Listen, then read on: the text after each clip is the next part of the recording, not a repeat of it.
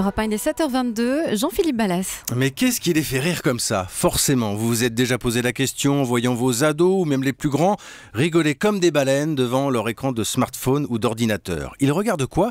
Bien souvent, ils sont sur Internet, sur les grandes plateformes de partage de vidéos. YouTube, par exemple. Bonjour Maud Descamps. Bonjour Jean-Philippe. Vous allez nous servir de guide sur la toile tout au long de cette semaine avec les mots-clés du net. Premier mot donc ce matin, sur YouTube, on regarde les youtubeurs, c'est comme ça qu'on dit? Exactement. Un terme aussi barbare que le phénomène est passionnant, on va le voir. C'est quoi un youtubeur? Bien Maud, vous avez posé la question dans la rue. Il y a ceux qui savent et il y a ceux qui ne savent pas, mais alors pas du tout. Pardon, parlez français, hein? Ça s'écrit comment? Non, faut que je le voie écrit. C'est quelqu'un qui met tout le temps des vidéos sur YouTube. C'est ceux qui postent les vidéos sur YouTube, qui font du buzz ou qui font plusieurs vues. Il y a Mr V. En fait, lui, c'est un étudiant. Et par exemple, quand il a eu son bac, il a fait une vidéo où il disait ouais, j'ai mon bac, il faisait la fête. Et pareil pour le permis. C'est une personne qui poste des vidéos, comme Cyprien, Norman.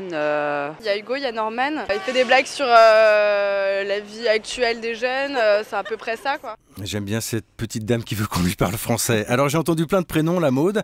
Si j'ai bien compris, donc le youtubeur, il poste ses vidéos sur YouTube. Oui, tout simplement. Alors à l'usage, ce mot est devenu le terme qui désigne précisément ceux qui se font connaître grâce à YouTube. Alors vous l'avez entendu, hein, il y a Mr V, Cyprien ou encore Norman. Tous les trois sont français, ils ont une vingtaine d'années et surtout ils ont tous pour point commun d'avoir débuté leur carrière au même endroit, non pas sur une scène mais dans leur chambre, assis à leur bureau. Ils se filment avec la caméra de leur ordinateur. Alors ils sont à la fois geeks et humoristes et ils racontent les petites galères du quotidien comme passer le cap des 25 ans, les repas de famille ou encore les fautes d'orthographe. Et quand vous les regardez, eh bien ça donne ça. Salut à tous, c'est Mr V pour un nouveau podcast. Bonjour, c'est Cyprien et aujourd'hui je vais faire une vidéo sur la SNCF sans évoquer le retard des trains. Si je fais des fautes d'orthographe, alors que je suis pas dyslexique, je suis quoi? Bah ça veut juste dire que t'es con. Ah parfait. Vous êtes de plus en plus nombreux sur ma page Facebook, Norman fait des vidéos. Merci. Ça a l'air pas mal. Si on vous suit Maud Descamps, donc avant les comiques, ils passaient au café-théâtre pour se faire connaître. Maintenant, ils peuvent passer aussi par YouTube. Exactement. Alors, certains en font même un métier, mais pas tous. En fait, ça dépend du nombre de clics sur chacune des vidéos que vous postez en ligne. En fait, YouTube rémunère ses contributeurs, mais c'est difficile de connaître le montant exact des sommes qui sont versées. J'ai appelé YouTube qui a refusé de donner des chiffres, mais des barèmes circulent sur le web et on estime qu'un YouTuber touche 1 000 € lorsqu'une de ses vidéos a été vue 1 million de fois. Ouais. C'est pas mal, surtout quand on sait que la vidéo la plus vue de Norman, par exemple, a été cliquée 23 millions de fois. 23 millions de fois. D'ailleurs, Norman, vous me disiez en préparant cette chronique qu'il avait 3 millions d'abonnés sur YouTube, c'est quand même pas mal.